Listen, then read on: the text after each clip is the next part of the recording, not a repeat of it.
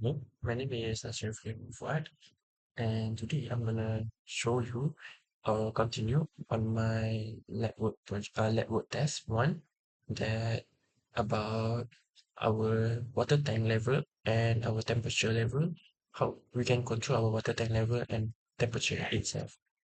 So as for yesterday, I already make almost half from my task. So let me show you what I already made until now.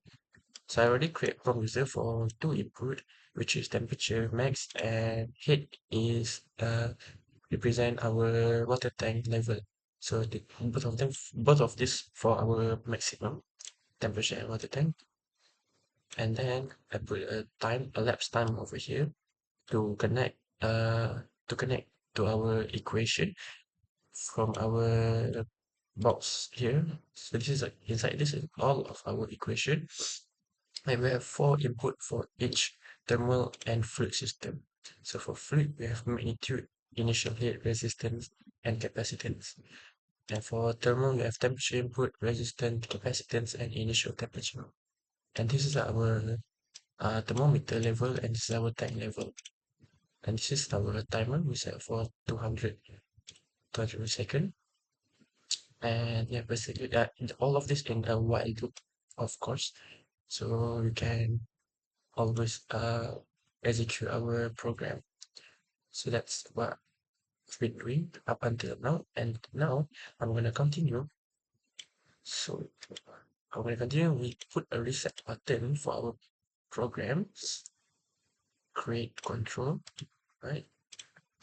So what this will do is it will make a reset button or maybe a reset button for our program, and we can replace it to make it even better. So we can go silver button and with a refresh button. So it looks a bit professional. And we can make it a little bit bigger. And then we go back to our block diagram of for our front panel. So this is the tank that we use it to represent this one. And same goes to our terminal. Okay. And then this 4 is our input, and this is our temperature and heat and water max. This is our input type. F for fluid and T for thermal. This one is T for thermal and F for fluid. Right. So we have two conditions, true and false. Same goes to thermal, true and false. Right. So what we're gonna do next is for thermal system, we're gonna connect this output to our thermometer. And for our tank, we create a constant for 0. So we change this same same technique to our fluid. So for fluid, we connect to our tank, and this we create constant for 0. Same. Alright. Right, after that, we zoom out a little bit. Okay, so we drag this to the side, and we go to structure, and we put flat sequence. This particular sequence is to divide three sequence for our project, for our work class. And then we add a frame, add a frame for sorry. And then we drag all of this inside like this.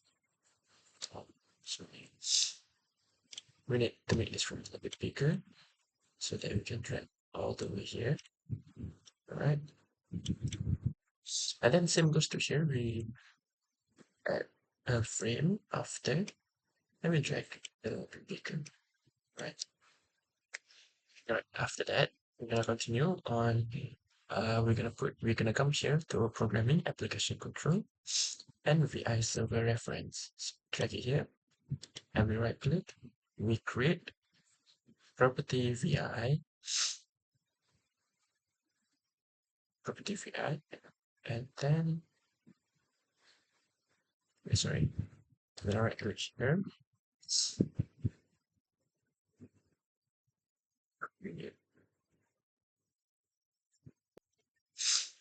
Okay, and then we're gonna create method vi default values, and we initialize all values. And then we're gonna connect the output to the input over here. Alright, like this. Like this. So what this is gonna do is after our program is executed, everything is will reset back to the default value, which is 0. So that's what this VI gonna do.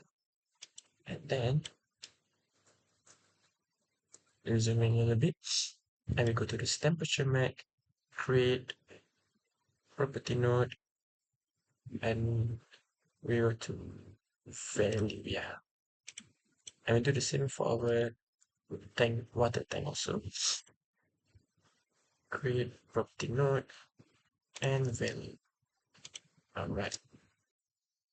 So the next step is we go to numeric and we find multiply 1, 2, we need to multiply, and we can add this multiply to here, and this we create a constant for 0.7. We do the same for our heat max also, create a constant 0.7. Alright.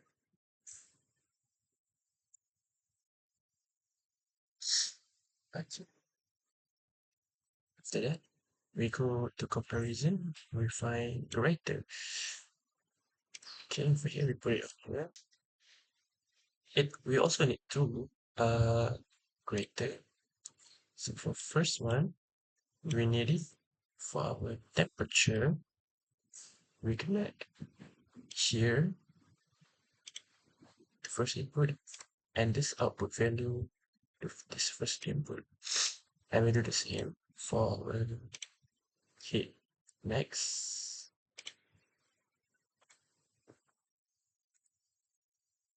Okay.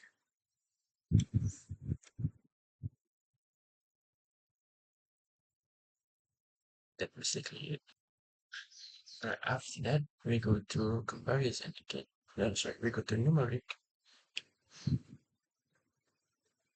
We go to comparison, sorry, we take select, and we need two for one for our temperature and one for our tank. Alright. And then we drag it in the middle. And then we put string constant. We need for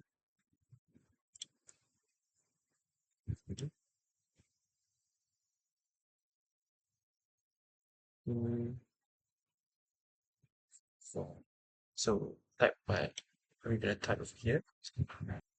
So first we're gonna type script morning above 17% of temperature. Temperature. So it's a little bit longer, so we can write back here. Okay. So for the second one, we put thermal system.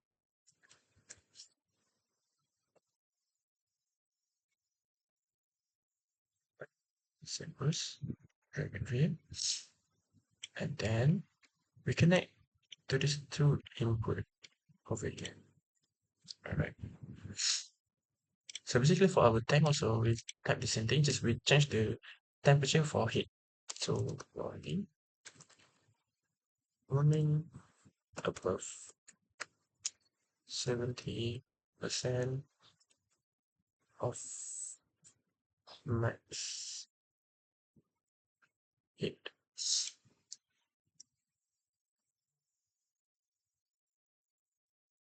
So this thermal system. So this is what we're doing this is basically to give an input for our system that he can select from two conditions. So it will give a warning, uh, a warning if our temperature is almost above 70% and our tank is above 70%. So we give a warning to our system. So we can add both of these. Alright. So what we can do is to make it appear in our system, we go here, silver, string indicator. Put it over here. This one we drag it down a bit. And this one visible. We untick the label. And we make this a little bit bigger like this. Okay. And this is a reset button. Right. So next, we put structure. This structure, we drag it like this, and we can edit the structure from our tab control.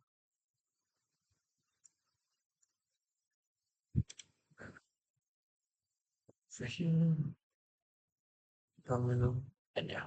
So it will detect a thermal or fluid system, thermostat or fluid system. Okay, and then, oh, sorry, we're gonna connect this our string for here. So basically, for thermal, we're gonna let this one get passed through. Okay, and for fluid system, it's this one. So what will happen for our string output, which is this indicator, it will shows one for each system. For fluid, it will show 70% warning for heat. For thermal, it will show for temperature. Sorry. All right. So that's why we use a second case structure and output string, so we can connect both of our select input and the output will connect to string. Yes. So next in our system, okay, in our system, we need an emergency stop button, so we can go to silver, boolean, stop button. Okay, then we can change this to safety button. Right, it is a little bit bigger. Visible, maybe so we can align both of these together like this. Okay, perfect. Okay, next what we're gonna do is we go to our function, numeric, compound arithmetic, and we need 4 input, and we change this to R, right? And we need 2 comparison greater or equal than, sorry, greater or equal, right? So because we need to compare our max temperature and our max heat. So first one is max temperature for you, and for the second max temperature, we take it from our thermometer, and we do the same thing as over here, also over here, and this one we connected it over here. So this is for the first one, first input, and then this is for our second input, and stop button is our third. Okay. Okay, next for our fourth input, it's gonna be our time. So what we're gonna do is click here and then we go to greater. And for our first input, we connect it to our elapsed time. And second, we create a constant for about 2000. Sorry, 1000. 10,000 for it can be 10 seconds. Alright. So for our output, we connect it to this. And yeah, same goes to our thermal system. We copy and paste. Oh, okay, so we wrong copy. We copy this Fine. So let me paste over here. Yeah. Okay. And we're gonna cover right this one to here. And for our thermal, we put 20 seconds. Alright. So as the output goes through the fourth input. Okay. And lastly, we connect our result to our stuff. Oh, sorry. Yeah, the hub stuff. Okay. So basically, this is our system. Okay. We have three case here. We have our maximum input so that we put a maximum amount, and if our system goes off that, if our system, so this is our system, goes beyond 70%, which is whatever values that we put for our maximum, and then this case will execute and it will return back to zero, back to all of default value, which is zero. All right. So this is our timer. This is our second case inside of our equation to connect to our output string that will show us a warning for 70% above, right? So if we go here, this is what we're gonna have. This is what gonna happen in our front panel for our temperature. That's for our food. We have safety button over here. We have reset button over here. This is our max temperature and water tank, right? So if we execute, we can put our temperature max, we say 30, and our head, which is our water tank, we put 10. Alright, so we can see here thermal and fluid. We test on our temperature first. This is our temperature input. Put it 1, 2, 3. This is our resistor. We can on capacitance. We can control the initial temperature. So let's say if we put 20, 20. Okay. See, warning above 70 of temperature. This is what gonna happen. We connect our string over here. So this is the function of our string constant.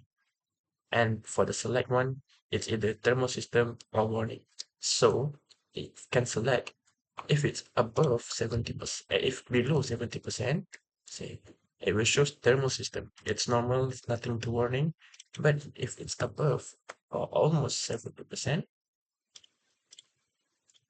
okay, yeah, let's say 33, our temperature input, and it will change the select function will change to a warning above 70 temperature.